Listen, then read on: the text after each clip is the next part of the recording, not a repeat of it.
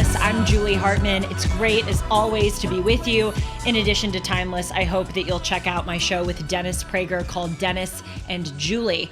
It is a pretty good show, if I do say so myself. One that I think everyone should listen to, so please do check that out. We've got Sean McConnell in the dungeon. Hello, Sean. How you doing? Hi, diddly-o, neighbor. We've got a kind of a depressing subject today that we're talking about. Great way to lead, right? I don't understand. Why are you talking about kids in China? Okay, this is the funniest thing that happened to me today.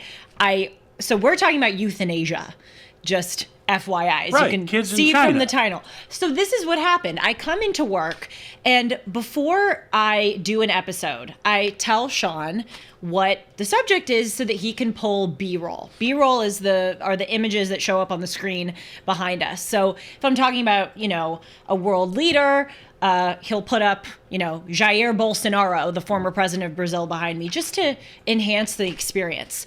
So today when I told him that we were doing euthanasia, I said, do you have any B-roll?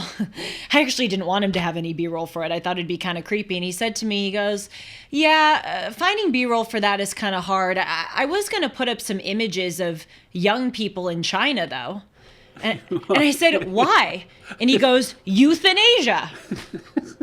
And that, my friends, is Sean McConnell. Forgive the bad joke. But honestly, I mean, the B-roll that was there, it was not anything anybody wants to look at. No, I mean, sometimes B-roll can really enhance, and sometimes with subjects like this, it would just be downright creepy. Depressing. Totally depressing. But this is a subject that has really captured my attention lately. For those who don't know what euthanasia is, where have you been? You got to learn your vocab words. It is basically medically assisted dying, medically assisted suicide. They call it different things depending on the country. And I've been reading a lot of articles about this phenomenon lately because it has actually become increasingly common in the Western world. I'm about to read to you two stats which will blow your mind. In the Netherlands, in 2022, 5% of deaths that year were due to euthanasia. In Canada, in the year 2021, 3.3% of the people who died did so this way, with medically assisted dying or suicide. Need I say more about how much more common this is becoming? And if you look at, previous years in both of those countries, you'll see that it was less and things have really ticked up. So I'm looking at this, I'm going, wow, how has this proliferated as much as it has? And I was just really stunned to find out the way that these laws have been kind of distorted. It started off with wanting to help people who were terminally ill and going through unbearable pain and illnesses. And now it is kind of mushroomed, especially in both of those countries, into a very liberal thing. I don't necessarily mean liberal politically. I mean liberal as far as like kind of letting anybody who wants to do it, do it. So I want to go through those two cases of the Netherlands and Canada and then shift our focus to how some of these attitudes and some of these policies are slowly finding their way into the United States. Now, I just want to say at the outset that I am not opposed entirely to euthanasia.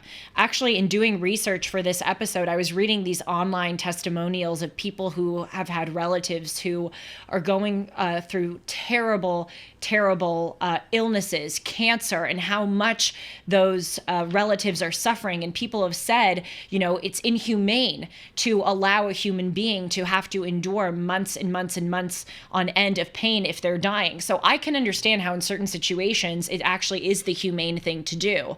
But as we're about to see, it is turned into a slippery slope.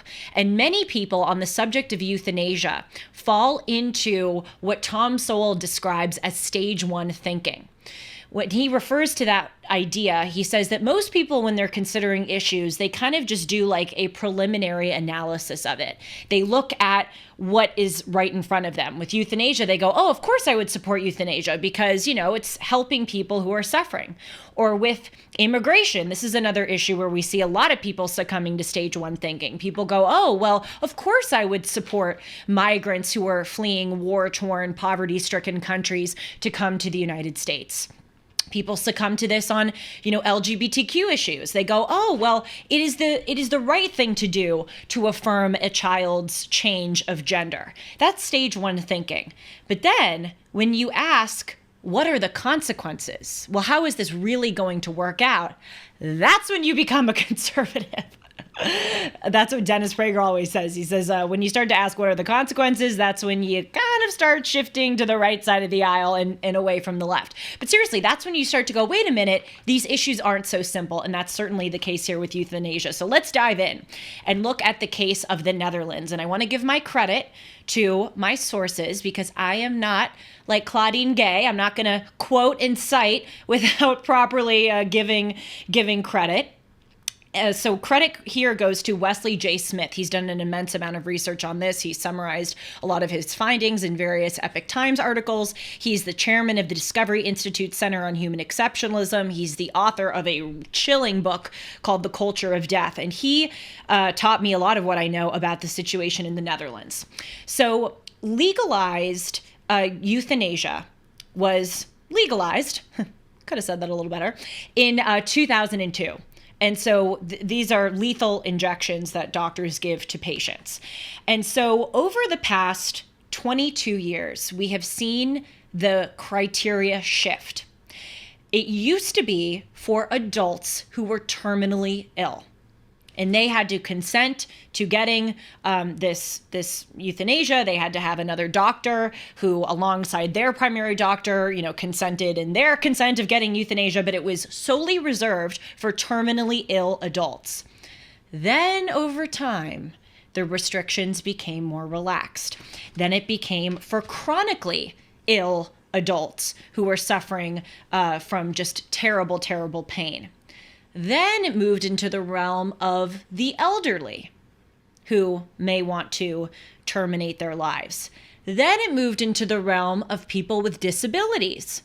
And then now it falls under the terribly ambiguous category of mental illness. Now, there are criteria. I'm going to get to that in just a moment, but you can see how the targeted population has totally expanded, and most people would fall under any of those categories, especially, mental illness, having anxiety or having depression or having persistent negative thoughts in this culture is deemed mental illness. In fact, also in the Netherlands, they, according to the evolution of euthanasia statutes, you can kill terminally ill and disabled babies under what's called the Groningen protocol, okay? So I talked about some criteria. The criteria that have to be met are that the patient has to be fully aware of his or her own condition, and they must voluntarily and persistently request this medically assisted suicide. As I mentioned, there has to be one other independent doctor in addition to the individual's primary doctor to agree that that decision has to be made.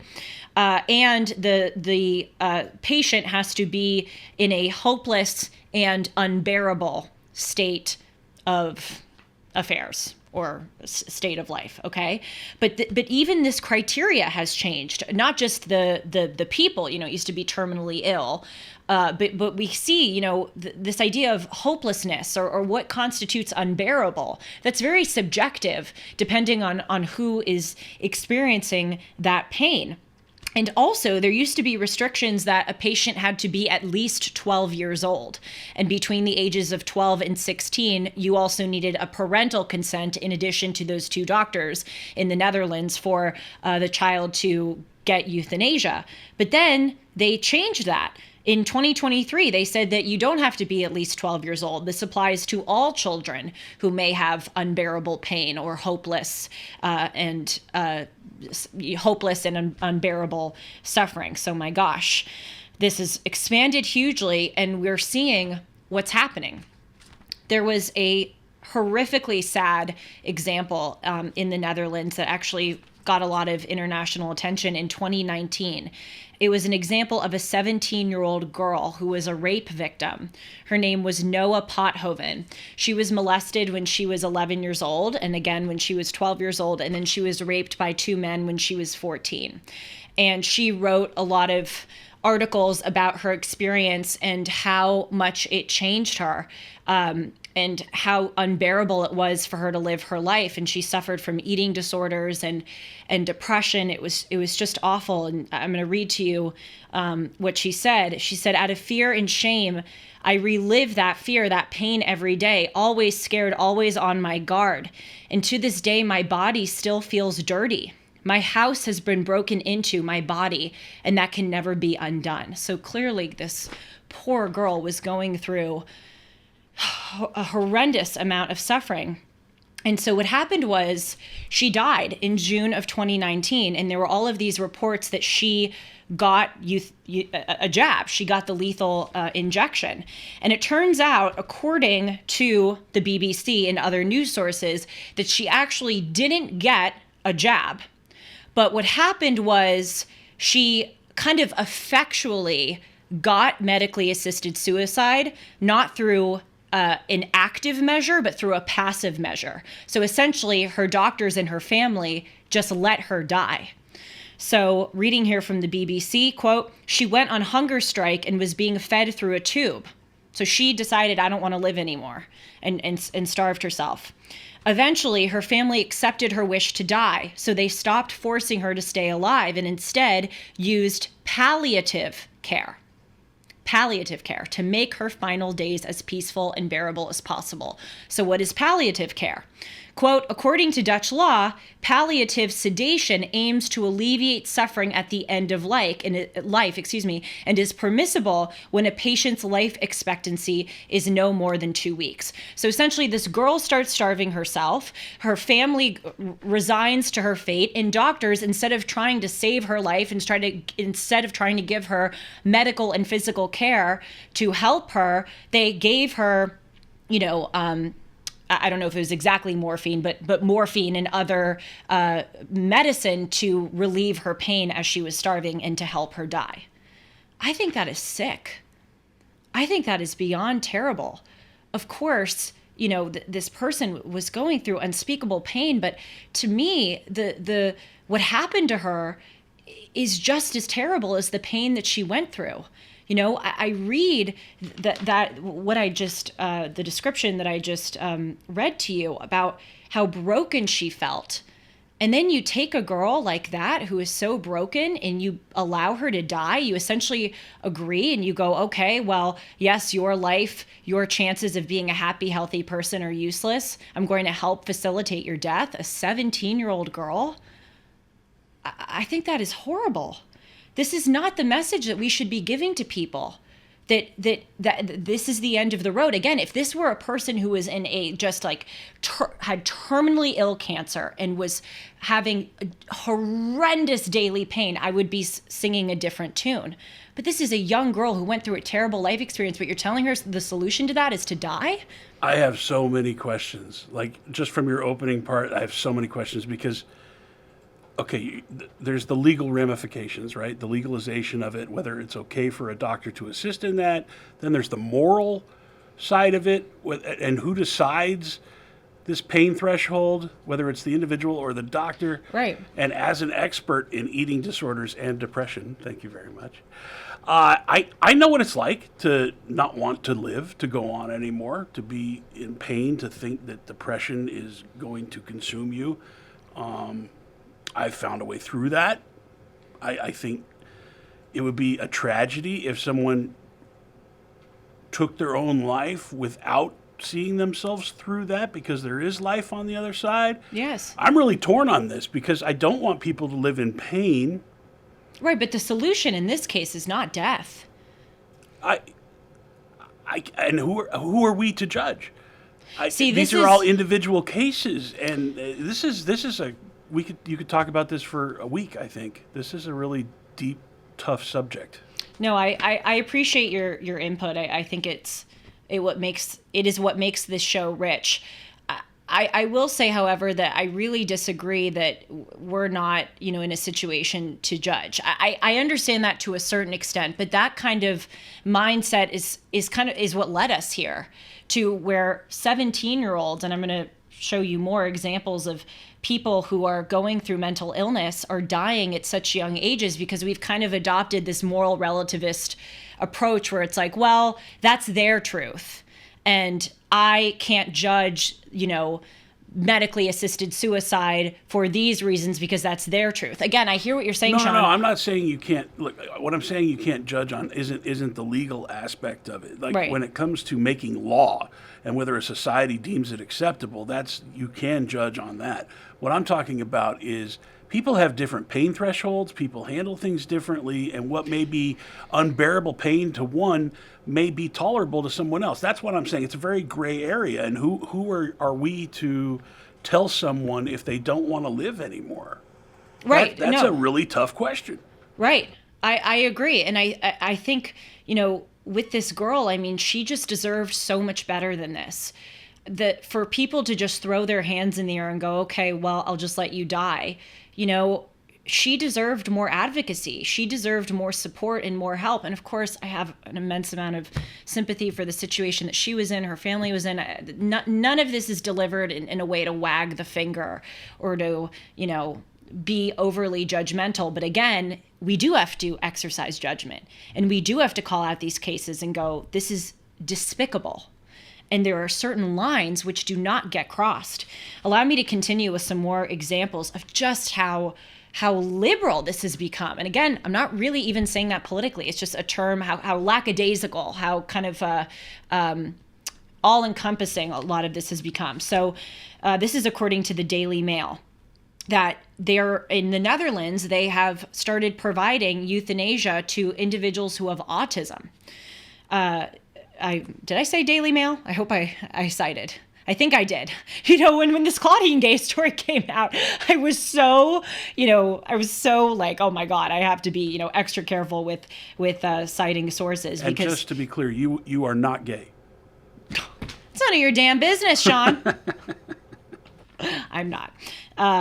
But respect for people who are. Anyway, Daily Mail, third time's the charm, did a whole article profiling how medically assisted suicide is given to people who have autism in the Netherlands. So this is, they cited a Kingston University study which profiled 900 cases out of 60,000 cases of medically assisted suicide. By the way, wow, 60,000 cases over 10 years. It's a lot of people. This is a whole nother interesting issue. It was someone with autism capable of deciding Absolutely. that for themselves? I mean, as many of you know, I have a sister with very severe autism. There are gradations of autism, but my sister would not be in the situation at all to make that decision for herself. She can barely express.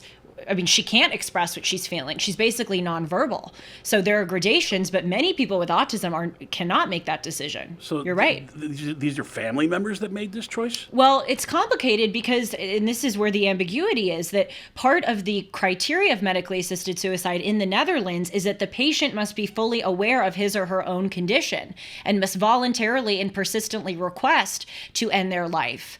But it's kind of it's seemingly contradictory, right? Because you're saying that a person has to be aware of their mental illness to want to end their life, but the mental illness doesn't make you an aware person. A mental illness actually fogs a lot of the time your awareness and your ability to make sound decisions. Oh, it's so much here, and you haven't even talked about the Christianity, whether it's a sin to take your own life or someone else's. Well, what's really interesting is that in the United States, I'm not sure about in the Netherlands, though I would imagine in the Netherlands, in the United States, it is against the law. It is illegal, and you can go to jail. I mean, like, you can get charged with a felony and go to jail if you help someone kill themselves.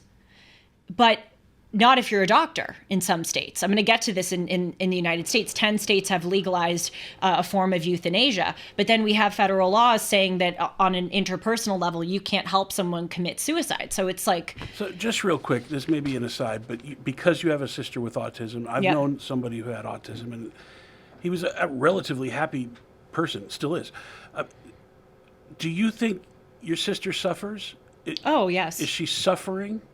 Yes. Yes, she does. And she tells you this? Or? No, she can't tell me this, but I've seen her. Thankfully, right now she's in a good situation. But over the past decade, she was in and out of government-run group homes, and many of her caretakers were physically, emotionally abusive. It was just, I've gotten into it on Dennis and Julie, but just how terrible her care situation has been, and we had to, pursue litigation to try to get justice delivered, get her out of these group homes. To make a long story short, she's in a better group home now, and she's doing a lot better.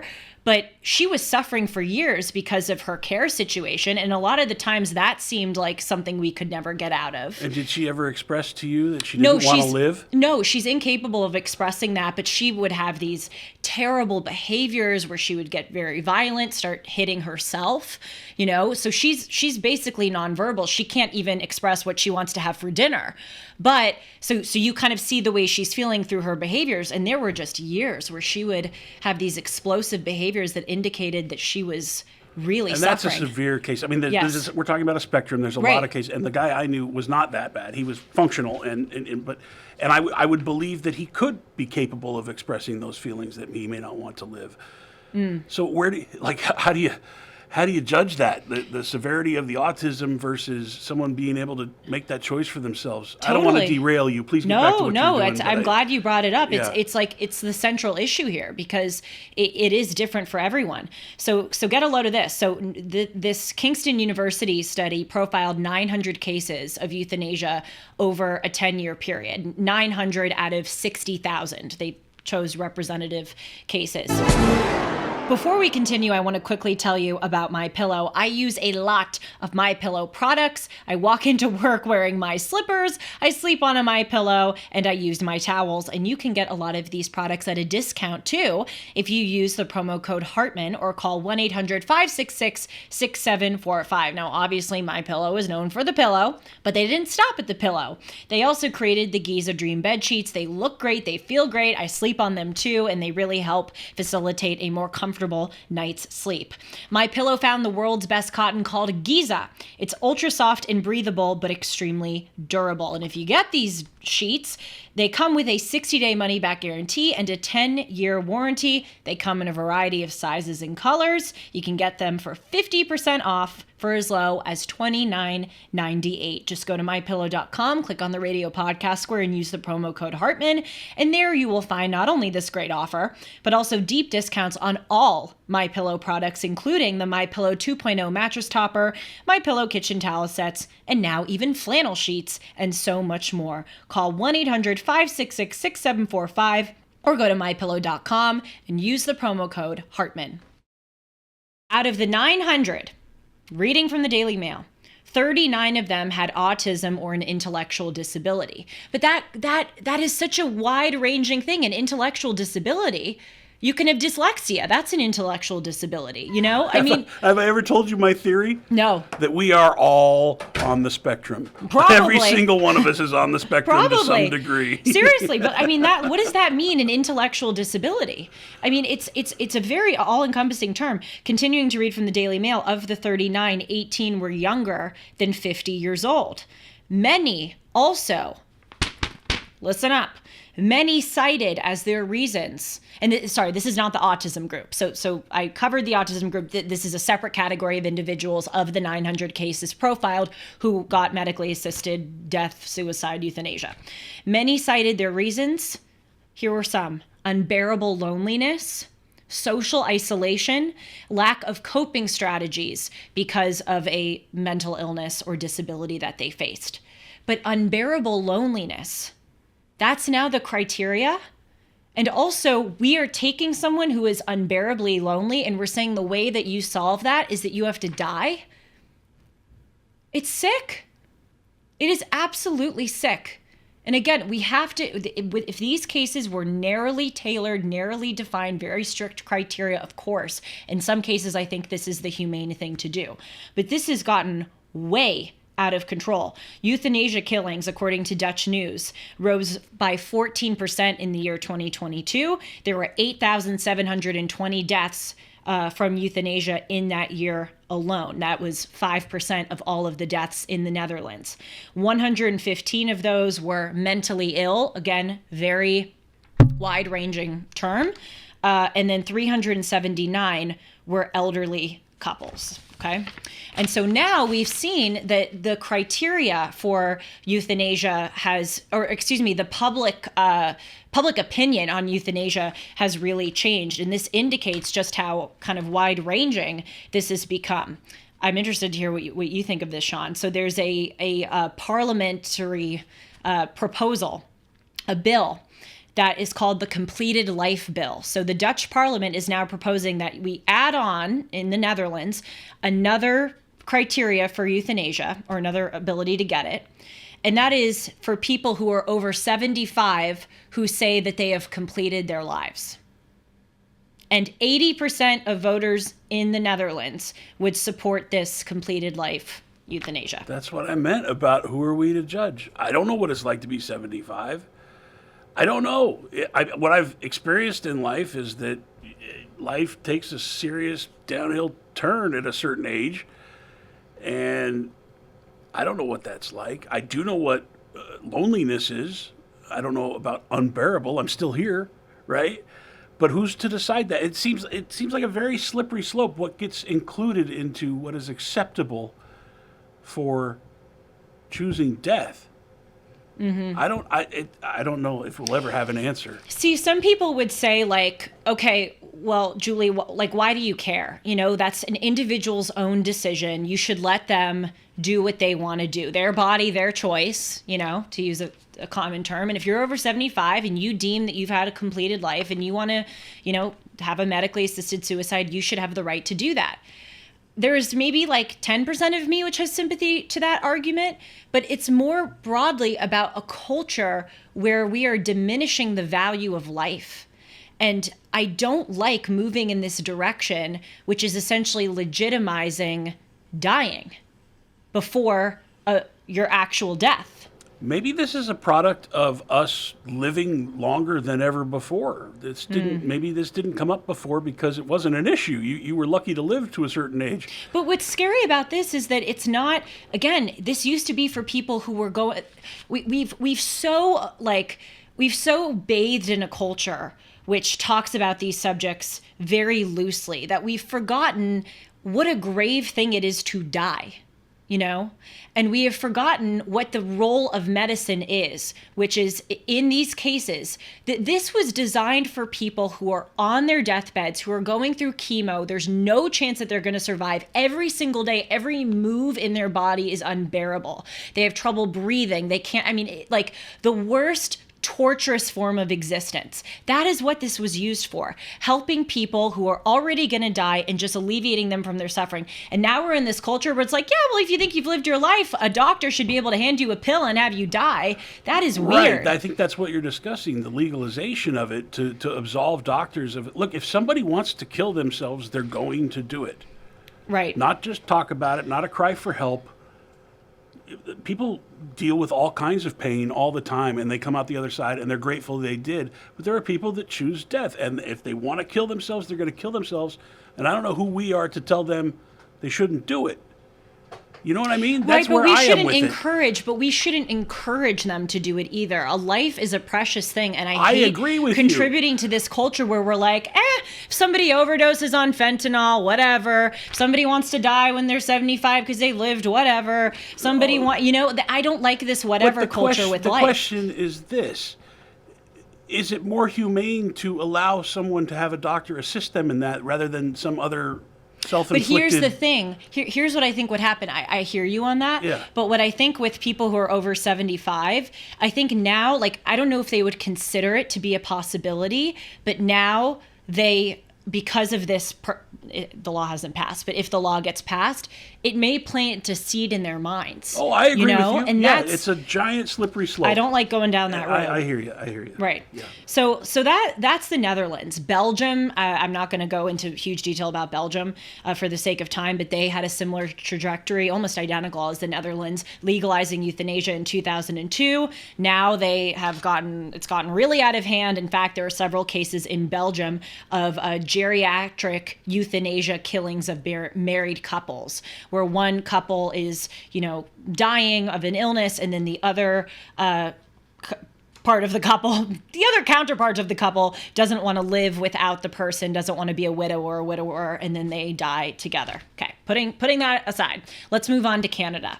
So Canada, also like the Netherlands, gotten way out of control, but on a much shorter time scale. Netherlands legalized euthanasia in 2002, and Canada legalized it in 2016. So it started off the same way, terminally ill people who were suffering. But within 5 years, in 2021, 3.3% of all deaths in Canada were by medically assisted suicide. And starting this year, they have expanded the euthanasia laws to include people who are mentally ill, if you are suffering from depression. And if you have persistent feelings of hopelessness and suffering, and you don't have reason to believe that it's going to get better, you, with the consent of 2 doctors, can be allowed to make the decision to end your life with medical assistance. Let's read some of the reasons from the 2019 medically assisted death annual report that the government of Canada released, going through the cases in 2019 of euthanasia. This is summarized by the National Review. Again, not doing the Claudine Gay thing. Telling you my source. Julie is not gay. That's going to be a t-shirt. We should sell timeless merch and make that one of the things. No, then people are going to go, oh, they're heteronormative. They hate LGBTQ people. Yeah, I can see how that one's going to work out. Okay, let's read these stats here, summarized by the National Review. Direct quotes from the National Review, okay? 13.7% of the 5,631 Canadians killed by doctors asked to be lethally injected because of, quote, isolation or loneliness. 82.1% cited their reasons as, quote, loss of ability to engage in enjoyable activities. 78% cited it as loss of ability to perform activities of daily living. 53% cited, quote, inadequate control of pain. 53% cited loss of dignity. 34% cited, quote, perceived burden on family, friends, and caregivers, and 4.7% cited emotional distress / anxiety / fear / existential suffering. Okay, so we can see it runs the gamut here. Obviously, the ones about pain are more understandable, chronic pain, unable to do things in daily life, normal things in daily life. That's sort of a little bit more understandable. But my God, isolation, loneliness, distress, anxiety, fear, existential suffering, the remedy for that is, okay, let me help you die. I think we're talking about very extreme cases. I don't know. That's, Sean, 3.3% of all deaths in Canada were by medically assisted suicide. Again, obviously that covers people who, were terminally ill and got it, but that's not a small number. 3.3% in Canada and 5% in the Netherlands. It's still a small number. It's not, what percentage of that 3 or 5% were elderly people? Right, perhaps a good amount, but still, we're seeing that in 2019. No, there's a trend here. I'm not denying the trend. Yeah. I'm just saying. And by the way, I just want to make something clear that right now in this conversation, we're kind of succumbing to the lackadaisical view of life that we're lamenting. Having one life that is taken by euthanasia because someone felt lonely, that is enough for me. And there's evidence that it's not just one life. It's evidence that there are several. But even if this is happening on a small scale, even if it's just, a few of the 3.3% or a few of the 5%, that is a staggering thing. No, that is a life. Look, there are ways to get through depression and counseling and therapy and medication, and get a dog. You know what I mean? Like, if you're lonely, get a dog. There's things. That's why I think we're talking about very extreme situations where people have. I hope people have exhausted trying to remedy it before making this choice. Right, but I would hope that too. But again, the evidence is that this is really stretching beyond the boundaries of what it was intended to do. And the thing that once made Western civilization so wonderful and so great and so different from other civilizations, not that other civilizations have all been bad, but you understand my point, is that we placed a overwhelming amount of value on a human life. I mean, I remember growing up, and I would kind of often have these wow moments of when I would see a fire truck passing by me, and I would imagine a situation where, you know, a house isn't on fire and there's one person in the house, and I thought, wow, how cool it is that we live in a country where they will send, you know, a team of 10 people and all of these resources, and people will risk their lives to go through the flames to save that one person.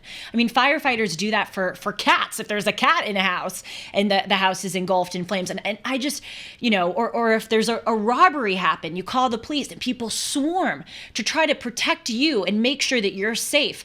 I was at the beach recently and there was some guy who looked to be struggling. 2 lifeguards running into the ocean. I mean, we are so lucky to live in a country and in a culture which has said we will go to any length to protect you, to help you live.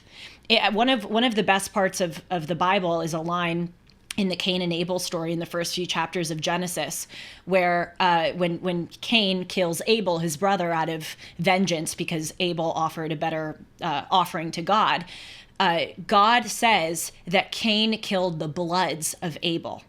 And I love that because, as Dennis points out in his Torah commentary, it's not just that Cain killed Abel.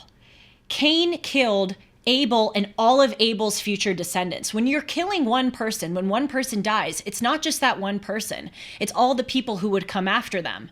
And we in Western civilization adopted that view so much. And now we're just throwing it out and going, well, whatever. Loneliness, that's your truth. You know, that's your situation. And we're going to have the state help you end it. It's not a good road to go down to so superfluously toss out the inexplicable value of a human life. So you were on Canada and their support of euthanasia. Just to Thank bring you. us back. Thank you for my little rant. Yes, Yeah, it's true. No, yeah. and then I just want to say one more thing on this Canada point, because it's similar with the Netherlands. You know, the Netherlands public opinion has really changed, where 80% of voters support that parliamentary bill of the 75 or older individuals who say they've had a completed life getting a medically assisted death. In Canada, this is from the National Review. Canadians, it is not from the National Review, it's from the Epoch Times. Canadians support euthanasia for suffering caused by social conditions. 27% strongly/moderately agree that euthanasia is acceptable for suffering caused by poverty. And 28% strongly or moderately agree the same for homelessness. Scary. That's really scary. That's from Wesley J. Smith's Epoch Times article. Okay, so we understand Canada, we understand the Netherlands. Let's move on to the United States. Luckily, thankfully, there is not overwhelming amounts of evidence that we have gone down a similarly reckless road. However, in 10 states, they do allow euthanasia, physician-assisted suicide, or, quote, medical aid in dying.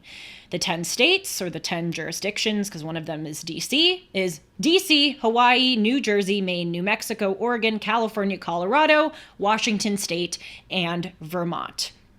And again, luckily, from the preliminary research I've done on this, it does appear that there are great restrictions. For instance, in California, you have to be a terminally ill adult in order to seek medically assisted suicide. However, I do think that it's something that we really ought to keep our eye on. And that is one of the purposes of the episode today, is to sort of sound out a warning and go, okay, let's keep it in its proper place, because we see what has happened in the Netherlands and in Canada.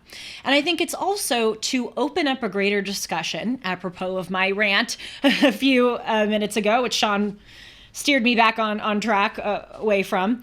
But it is really to open up a greater conversation about human life and how the health of a culture can be really gauged by how much worth is placed on a human life.